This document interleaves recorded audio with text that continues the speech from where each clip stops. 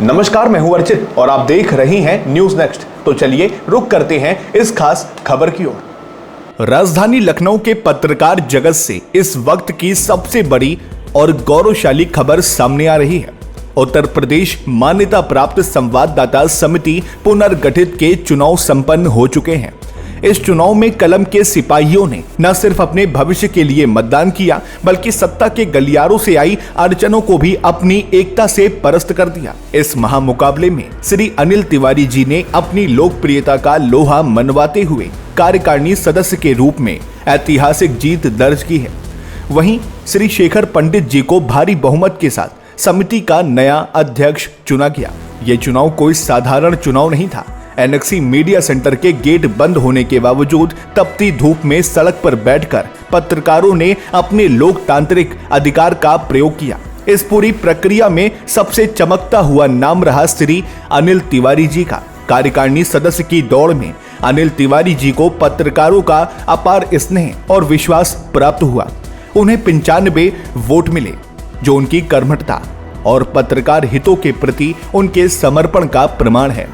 उनकी इस प्रचंड जीत ने साबित कर दिया कि वे आज भी पत्रकारों के बीच सबसे भरोसेमंद चेहरों में से एक हैं।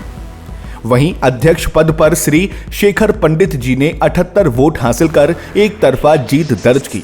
महासचिव के रूप में ज्ञानेश पाठक और कोषाध्यक्ष पद पर विक्रम राव विजय रहे।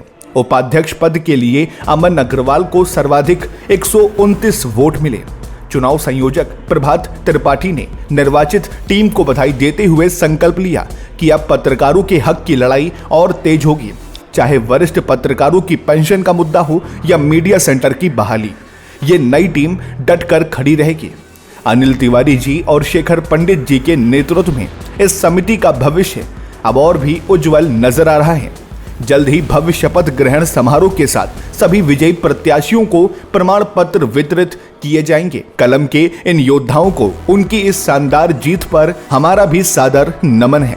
7 लोग व्यवहार कर रहे हैं, क्या उचित है? सर, आप तो स्वयं एक पत्रकार हैं और पत्रकारों की दशा आप देख सकते हैं। एक परमिशन हुई थी और एक बड़े अधिकारी ने दिया, प्रमुख सचिव लेवल के अधिकारी ने दिया था। कल 7 बजे तक पूरी व्यवस्थापक, पूरे बड़े बड़े अधिकारी, सीओ रैंक के अधिकारी तक आए थे, लेकिन अचानक रात में 11 बजे ये क्या हो रहा है, किसके दबाव में हो रहा है, ये तो अब जांच का विषय है। या तो प्रमुख सचिव साहब जाने, सूचना के लोग बार बार नाम ले रहे हैं हेमंत तिवारी का कि उनके दबाव में प्रशासन आ गया है, क्या है, कैसा है। आज देखिए सर, एक मुख्यालय मान्यता का पत्रकार रोड पे बैठ के पत्रकारों की हक के लिए चुनाव करवा रहा है। अब इससे ज्यादा दुर्दशा और क्या होगी पत्रकारों की, आप सोच सकते हैं। क्या प्रशासन और शासन के लोग पत्रकारों से डर गए क्या आज के चुनाव को लेकर? नहीं, पत्रकारों से शासन प्रशासन डर गया नहीं डर गया ये मैं नहीं जानता हूँ। पत्रकार से कहाँ डरता है प्रशासन?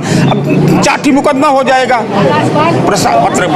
किसी भी पत्रकार से प्रशासन नहीं डर रहा है, ठीक है। हाँ, मैं इतना जरूर कहूँगा, माननीय मुख्यमंत्री से मेरी एक अपील है कि वो न्याय संगत है, न्याय प्रिय हैं, तो वो एक बार पत्रकारों के विषय में सोचें। और जिस तरह से प्रशासन फिर भी लगा हुआ है, इंस्पेक्टर साहब लगे हैं, सीओ साहब लगे हैं, फिर भी ये लोग बड़े उससे इनको आदेश है, अपने आप कर रहे हैं, लेकिन फिर भी सहयोग कर रहे हैं यहाँ बाहर रोड पे। आज का जिस तरीके का चुनाव हो रहा है, क्या आपने इस तरह का चुनाव कभी नहीं देखा, कभी नहीं देखा था। आज 22 सालों की पत्रकारिता में कभी ऐसा न चुनाव देखा है, न ऐसे मतदान किया है, और न कभी भविष्य में ऐसी मैं उम्मीद करूंगा। लेकिन आज जो भी हो रहा है, ये पत्रकारों के लिए इससे ज्यादा काला दिन और कोई नहीं हो सकता है। आज का ये चुनाव एक नजीर है। नजीर तो इसे नहीं कहेंगे हम, इसको एक काला अध्याय कहेंगे। ये नजीर नहीं कहेंगे। आज पत्रकार रोड पे अपने हक के लिए लड़ रहा है, तो ये नजीर नहीं बन सकता है, ये काला अध्याय जुड़ेगा आज, और ये लिखा जाएगा कि पत्रकार जो है अपने हक के लिए रोड पे बैठ के चुनाव करवा रहा है, ठीक है। इसको नजीर कहाँ से कहेंगे?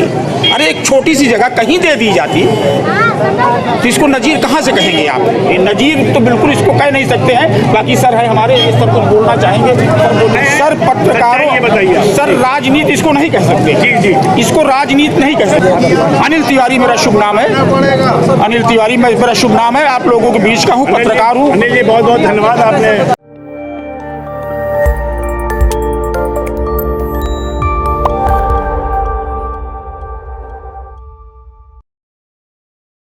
नमस्कार, मैं हूं अर्चित और आप देख रहे हैं न्यूज नेक्स्ट। तो चलिए रुक करते हैं देश प्रदेश की मुख्य 10 बड़ी खबरों की ओर।